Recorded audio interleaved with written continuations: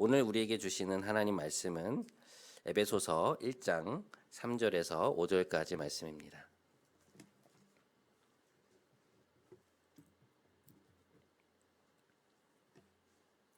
한 절씩 3절은 제가 읽고 사라진 여러분 읽으시고 5절은 합독하도록 하겠습니다.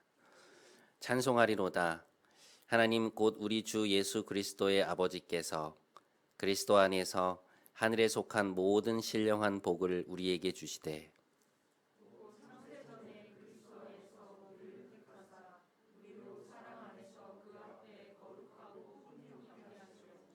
함께 그 기쁘신 뜻대로 우리를 예정하사 예수 그리스도로 말미암아 자기의 아들들이 되게 하셨으니 아멘. 이것은 하나님의 말씀입니다.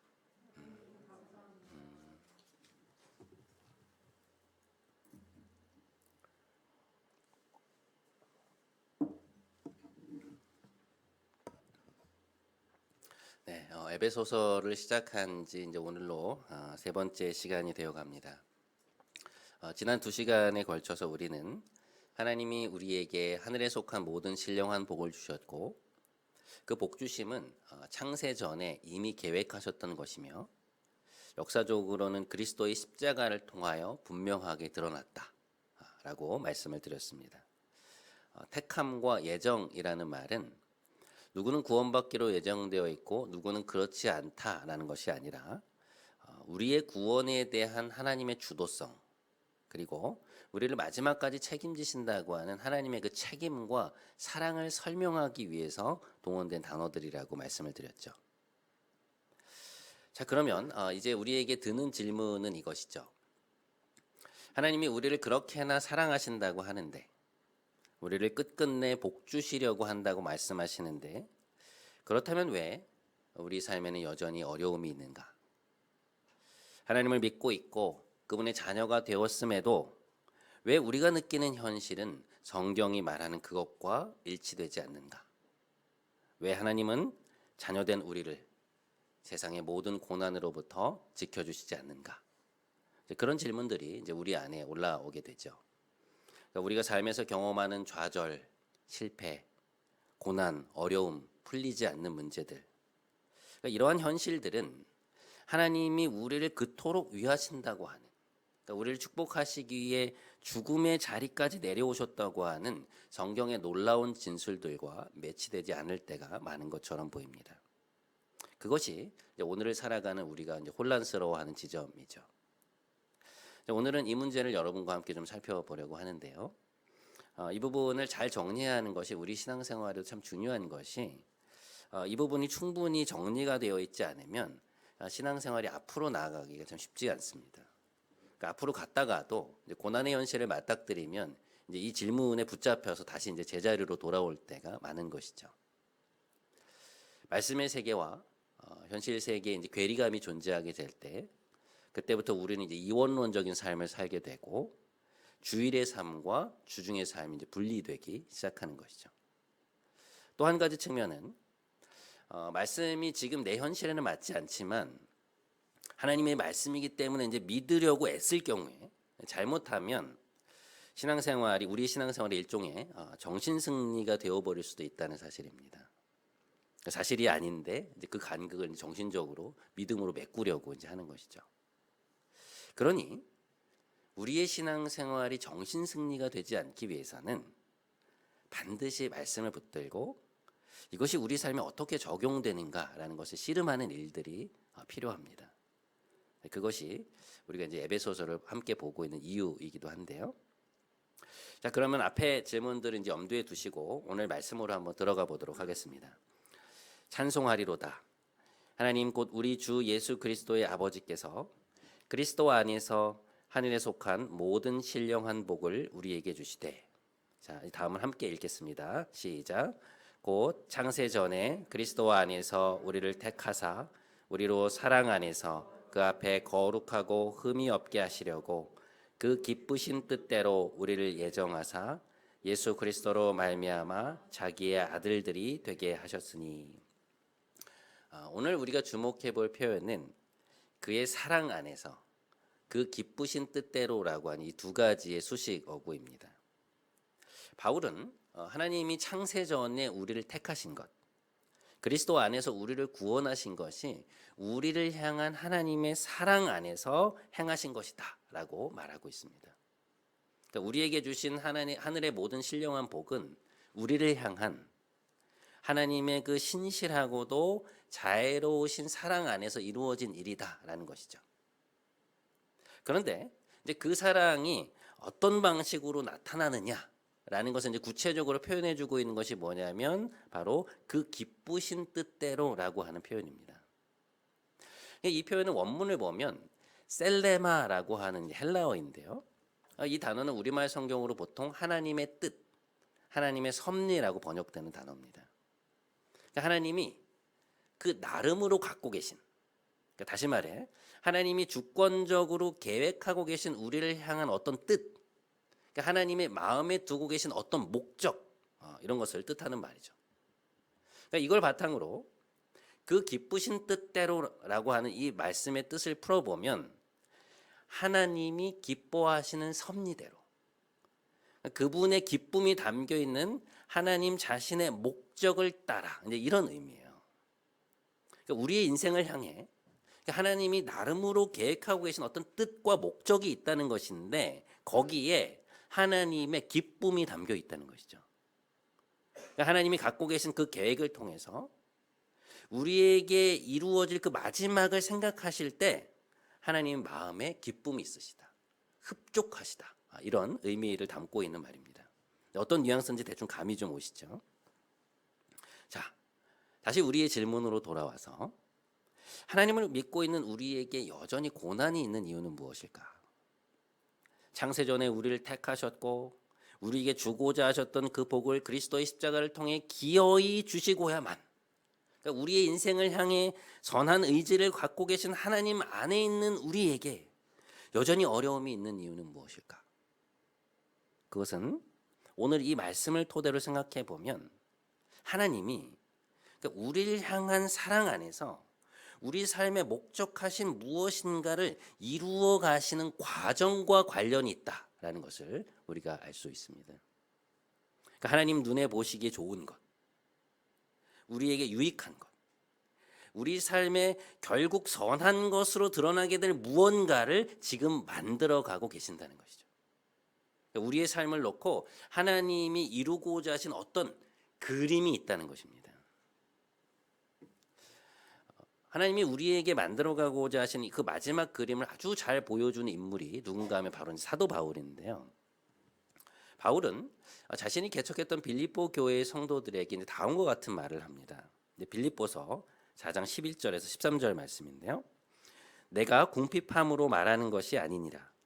어떠한 형편이든지 나는 자족하기를 배웠나니 나는 비천에 처할 줄도 알고 풍부에 처할 줄도 알아. 모든 일 곧 배부름과 배고픔과 풍부와 궁핍에 처할 줄 아는 일체의 비결을 배웠노라.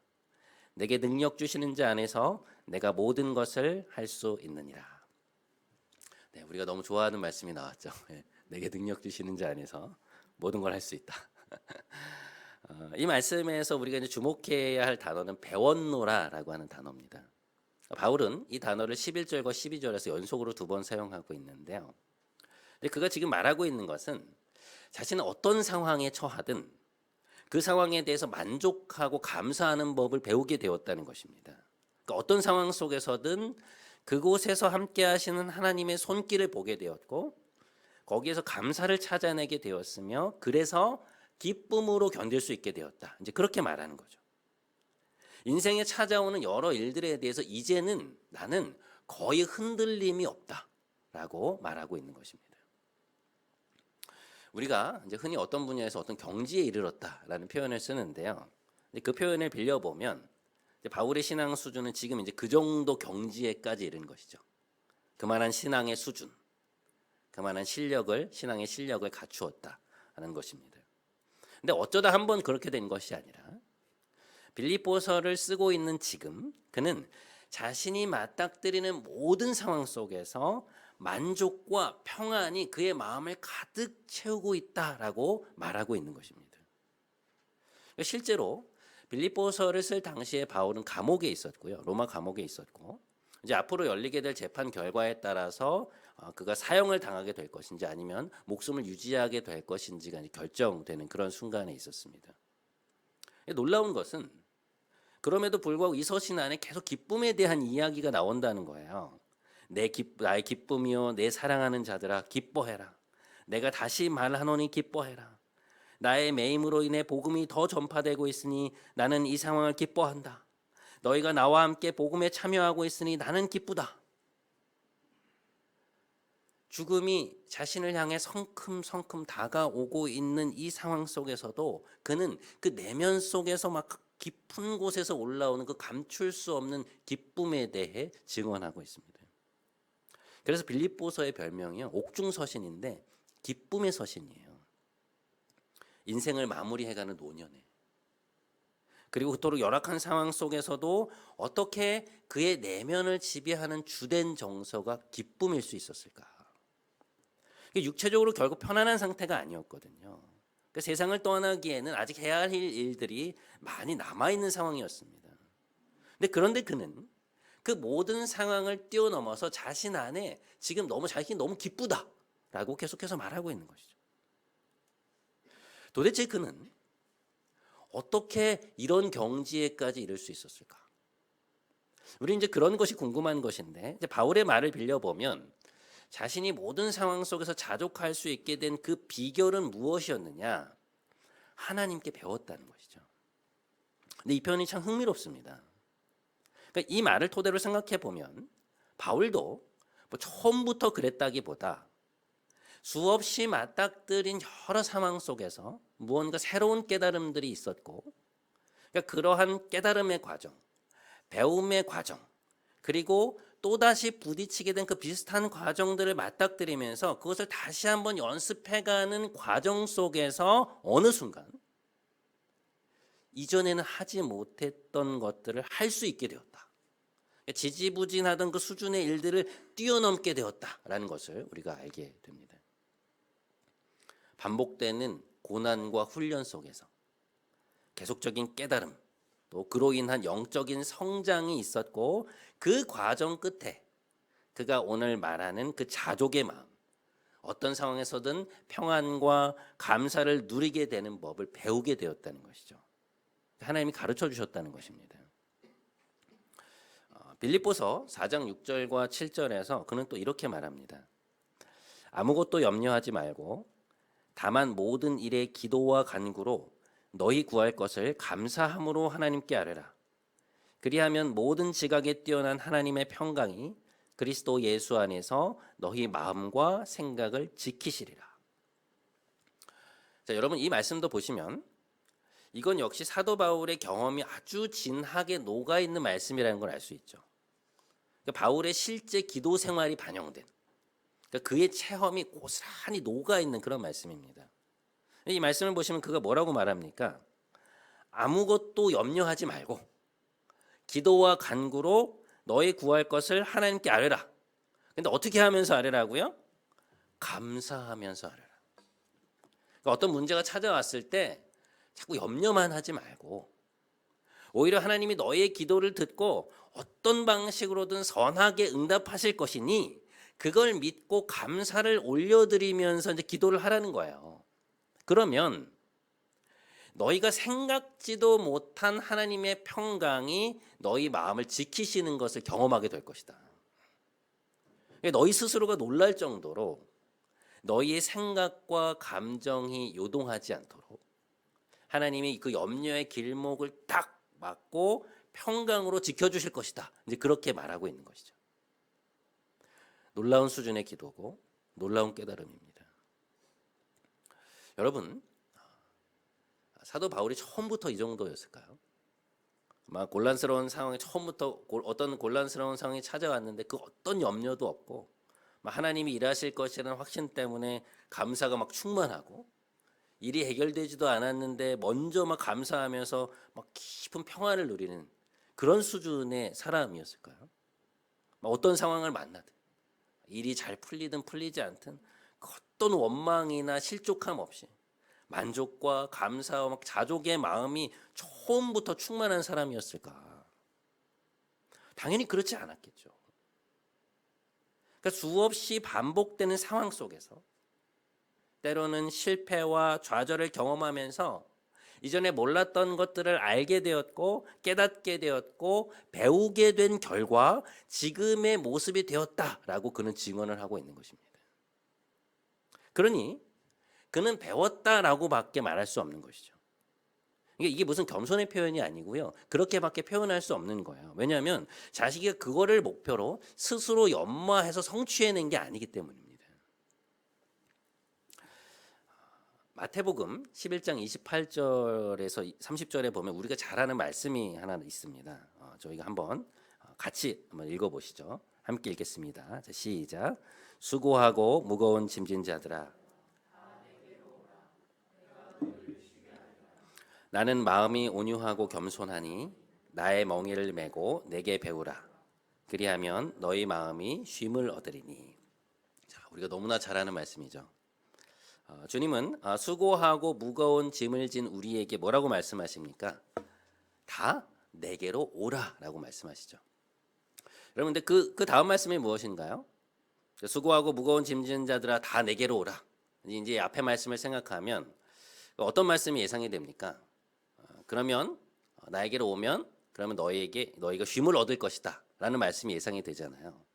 우리가 주님께로 가면 이제 자연스럽게 쉼을 얻게 될 것이다라고 이제 우리는 생각을 하는데요. 자, 그런데 이제 실제 말씀을 보면 주님이 뭐라고 말씀하시나요? 결국 마지막에 가서 너희가 쉼을 얻을 것이다라는 말씀이 있지만 중간에 뭐라고 말씀하시나요? 내가 너희를 쉬게 하리라 이렇게 말씀하시죠. 자, 그런데 이 다음 문장이 정말 흥미롭습니다. 그 다음 문장은 그렇다면 주님이 어떻게 우리를 쉬게 하실 것이냐, 우리에게 어떻게 쉼을 주실 것이냐에 대한 내용인데, 내가 너희를 쉬게 하리라라고 말씀하신 뒤에 여러분 지금 뭐라고 말씀하십니까? 내 멍에를 메고 어떻게 해라? 내게 배워라. 배우라고 말씀하십니다. 여러분, 이 내용의 전개는 생각해보면 우리의 예상과는 완전히 다른 방향으로 지금 전개가 되고 있는 것입니다.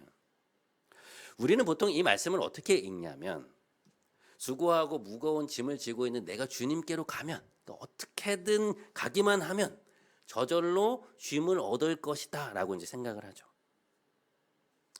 그래서 어떤 결과가 발생하느냐, 이 말씀을 그렇게 읽기 때문에 어떤 일이 발생하냐면 내가 예수님께 갔는데, 나는 예수님을 믿었는데 왜 아직까지 나에게 쉼이 없는가, 이런 질문들이 나온다는 것이죠. 왜냐하면 우리 삶에는 아직 쉼이 없거든요. 예수를 믿고 이전보다 더 많은 평안이 있는 것은 사실이지만, 그러나 이게 다인가? 주님이 말씀하신 쉼이라는 것이 결국 이 정도인가? 라는 그런 의문이 계속해서 우리 안에 든다는 것이죠. 그러니까 우리가 이 말씀을 듣고 기대하는 바 정도의 쉼은 아직까지 우리에게 없다는 것입니다. 그래서 이 괴리 속에서 우리가 보통 어떤 반응을 보이냐면 이 말씀을 그냥 도달할 수 없는 이상으로 치부해 버린다든지, 아니면 내가 아직 예수님께 제대로 나아가지 않았기 때문에 그런 것이다, 그렇게 생각을 한다는 것이죠. 더 기도하고 더 말씀 읽고 더 간절히 예수님을 붙들었어야 되는데 내 정성이 부족했기 때문이다.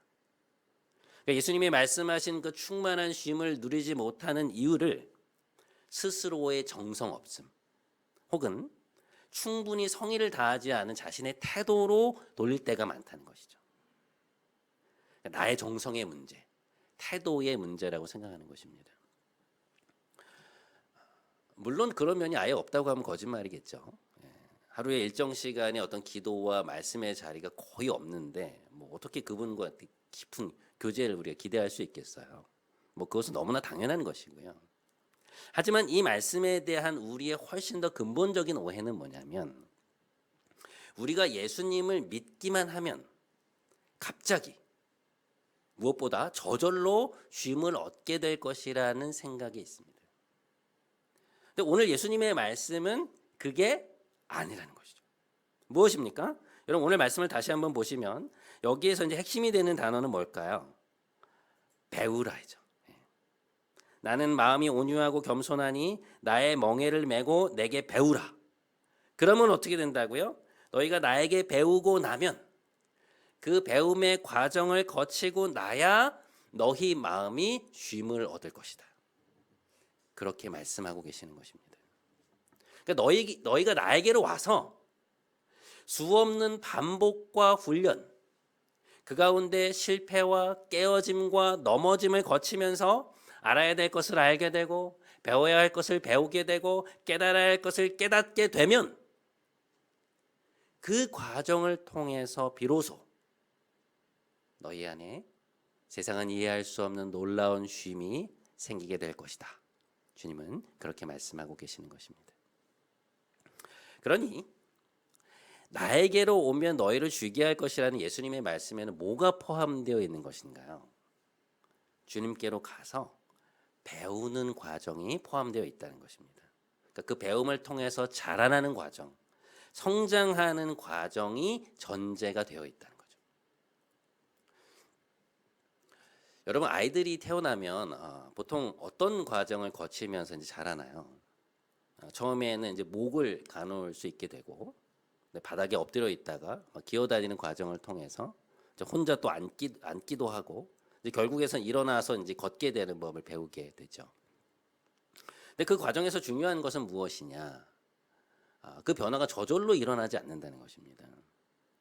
일례로 이제 아이들이 기어다니다가 일어서기 위해서는 이제 어떤 과정을 거치냐면 하루에도 수백 번씩 어딘가를 이렇게 붙잡고 이렇게 일어나려다가 넘어지는, 일어나려다가 엉덩방아를 찌는 그런 과정을 겪게 되는 것이죠. 우리가 생각할 때는 몇십 번 그렇게 하다 했는데도 안 되면 안 되나 보다 포기하고 다시 막 기어다닐 것 같은데, 근데 아이들이 거기에서 포기하지 않고 붙잡고 이렇게 일어나려다가 엉덩방아를 찢는 일들을 계속한다는 것이죠. 하루에도 수백 번씩, 일주일에 수천 번씩 그 실패를 반복하다가 어느 순간, 정말로 어느 순간 스스로 균형을 잡고 다리에 힘을 주고 서는 법을 배우게 된다는 것입니다. 수없는 그 실패의 과정 속에서 팔과 다리에 힘이 붙고 어떻게 균형을 잡아야 설 수 있게 되는지를 몸으로 체득하게 되는 것이죠. 근데 걷는 것도 마찬가지입니다.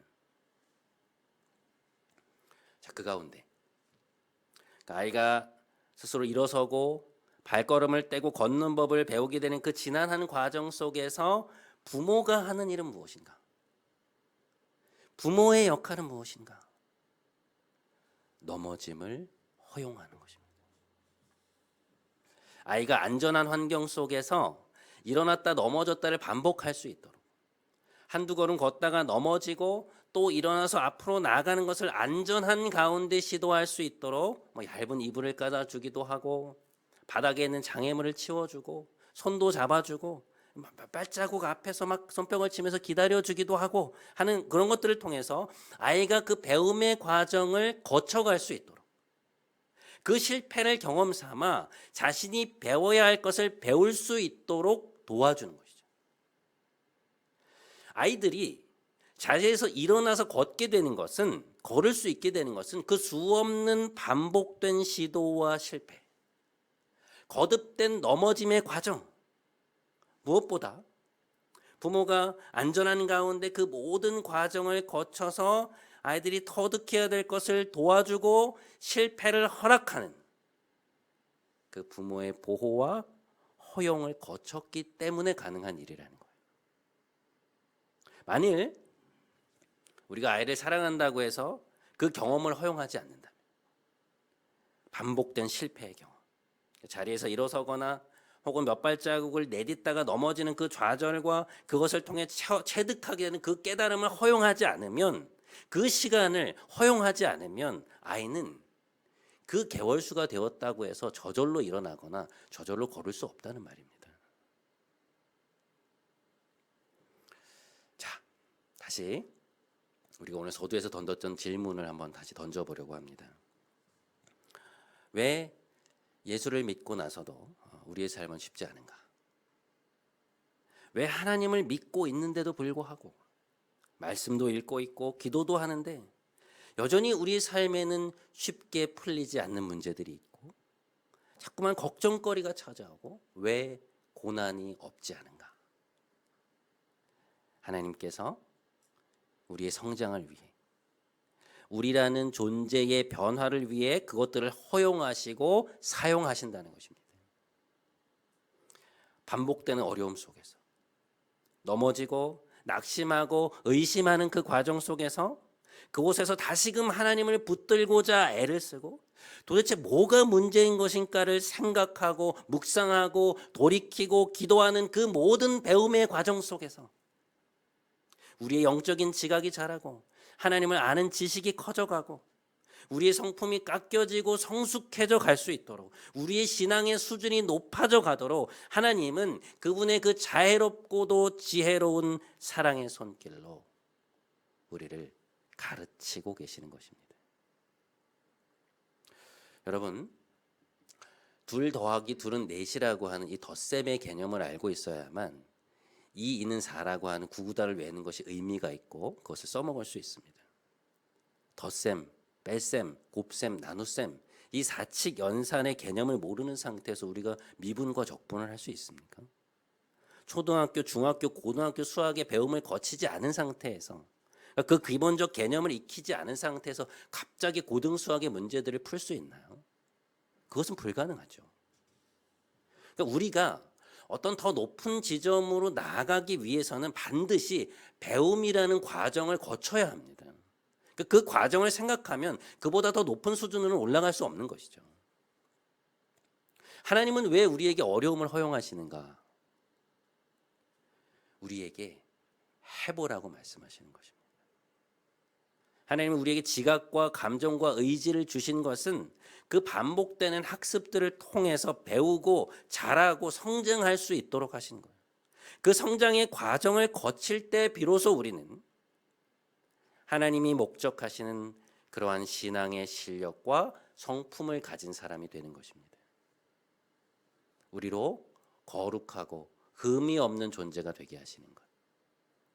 하나님의 형상이 내게 담겨 있다는 그 명예를 알고 아버지의 영광이 얼마나 놀라운 것인가를 깨닫고 그 자랑과 그 자부심으로 기꺼이 나의 영광이 아니라 하나님의 영광을 위해서 살아가는 그분의 영광의 찬송이 되게 하는 것. 그것이 하나님이 그의 사랑 안에서 그 기쁘신 뜻대로 우리에게 계획하고 계시는 바라는 것입니다. 사랑하는 여러분, 지금 우리에게 주어진 이 현실은 하나님이 우리를 가르치시는 장입니다. 그러니까 인생의 마지막까지 배워야 할 것을 배워갈 수 있도록 이 안에서 우리가 커갈 수 있도록 우리에게 배움을 허락하시는 우리를 키워내시는 하나의 장이라는 것입니다. 일어서 봐. 넘어져 봐. 엉덩이도 찧어 봐. 그렇게 하면 설 수 없다는 것. 그 방향으로 틀면 안 된다는 것. 어디에 힘을 주어야 버티고 설 수 있는지, 몸의 균형은 어떻게 잡아야 되는지, 어떻게 해야 조금 더 걸어갈 수 있는지 너의 몸으로 익혀보라고 말씀하고 계시는 것입니다. 그것이 너의 진정한 실력과 너의 진정한 수준이 되어야 한다고 주님 말씀하시는 거예요. 그것이 오늘 우리의 고난 속에서 쉽게 풀리지 않는 일들 속에서 하나님이 하고 계시는 일들입니다.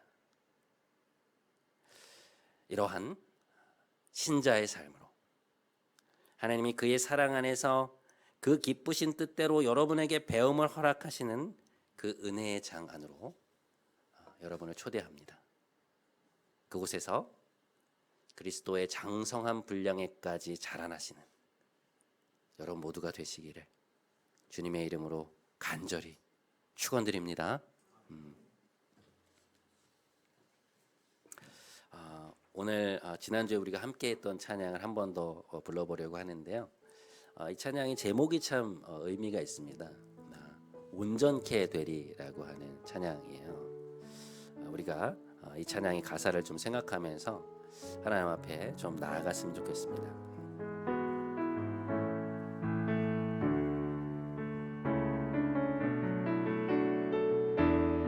주 앞에 나와 제사를 드리네. 주 앞에 나와 제사를 드리네. 마음 열어 내 삶을 드리네. 주를 봅니다. 끝없는 사랑 나 회복. 주 앞에 나와 제사를 드리네. 다시 한번. 주 앞에 나와 제사를 드리네. 마음 열어 내 삶을 드리네. 주를 봅니다. 끝없는 사랑 나 회복시키네.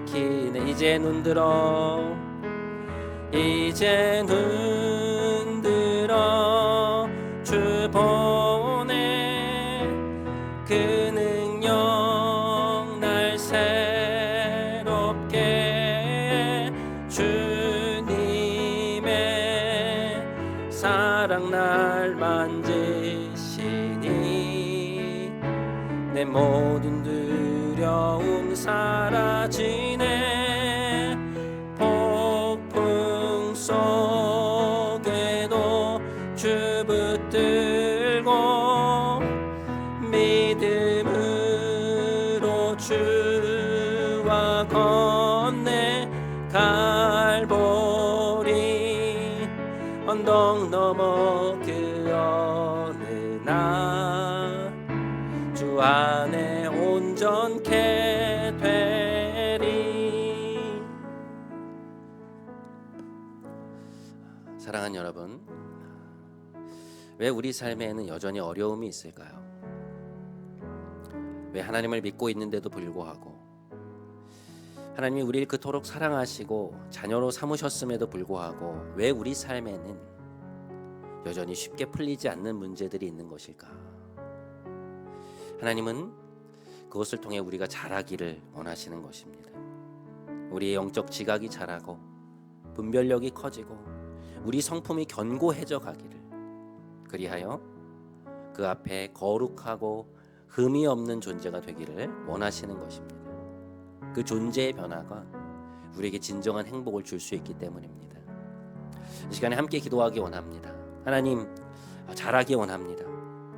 제가 주어진 이 현실 속에서, 쉽게 풀리지 않는 문제들 속에서 이것을 통해 변화되기 원하시는 하나님의 뜻을 온전히 이룰 수 있도록 인도하여 주옵소서. 우리 이 기도 제목 가지고 함께 좀 기도하며 하나님 앞에 나아가도록 하겠습니다. 함께 기도하겠습니다.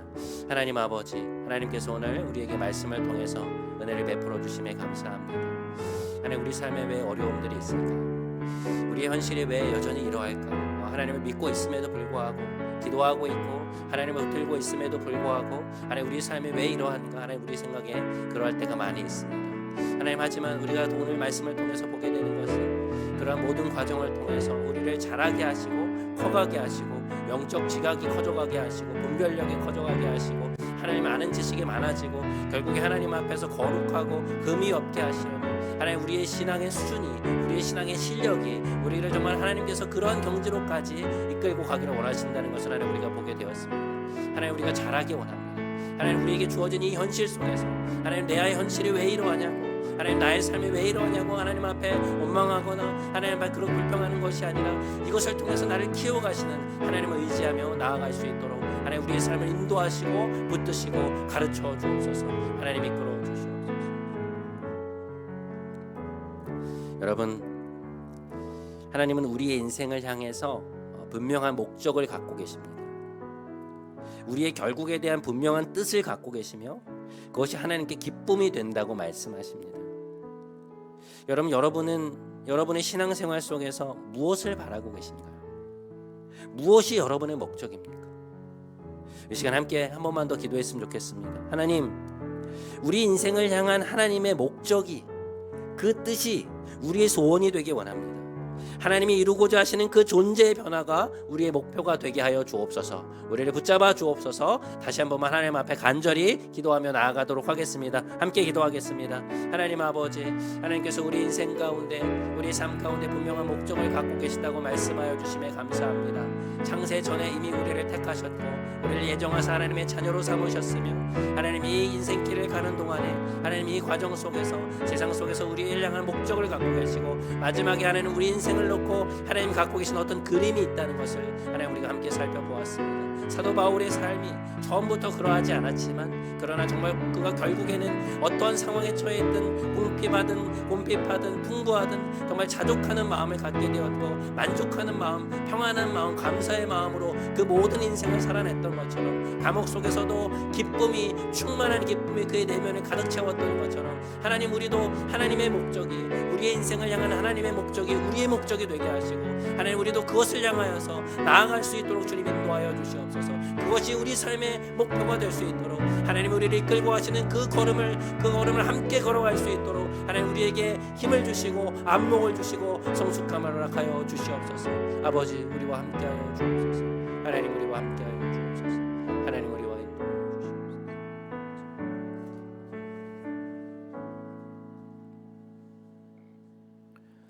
참 좋으신 하나님, 예수님을 믿고 있음에도 불구하고 우리의 삶에 찾아오는 어려움과 풀리지 않는 문제들을 대할 때마다 당혹스러울 때가 있습니다.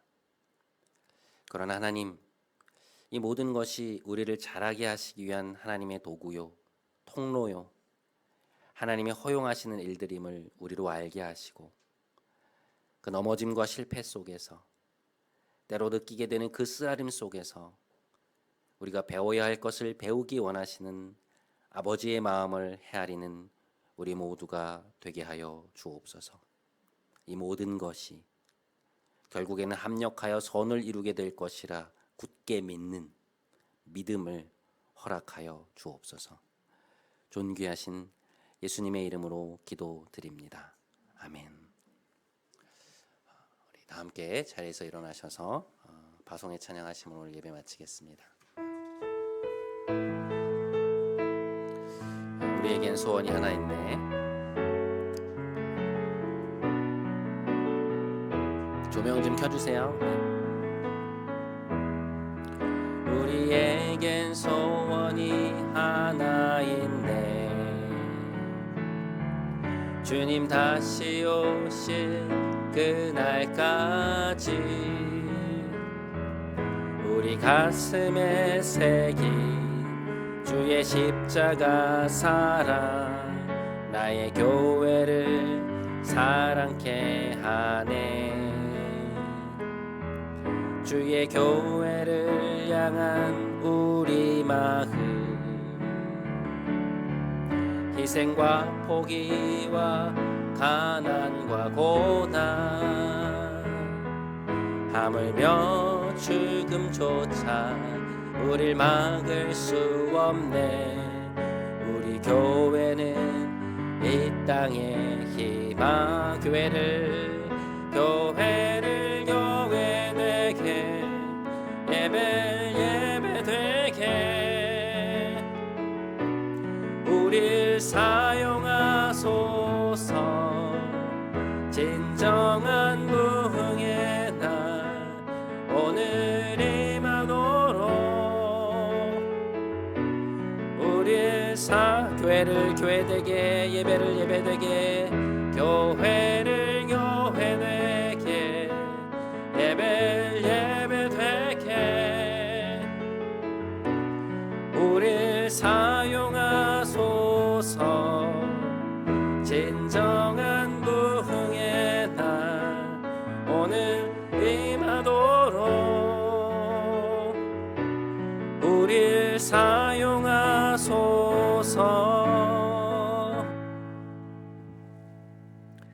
이제는 우리 구주 예수 그리스도의 크신 은혜와 하나님 아버지의 놀라우신 사랑과 보혜사 성령님의 교통, 교제, 충만케 하심이, 그의 사랑 안에서 그 기쁘신 뜻대로 우리를 최선의 존재로 만들어 가기 원하시는 하나님의 목적이 또한 우리의 목표가 되기를 간절히 소망하며 삶의 자리로 돌아가는 함께 예배드린 사랑하는 모든 성도들의 머리 위에와 이들의 가정, 일터, 캠퍼스 위에 사랑하는 더불어숲 은혜교회 위에 이제부터 영원토록 함께 하시기를 간절히 축원하옵나이다. 아멘.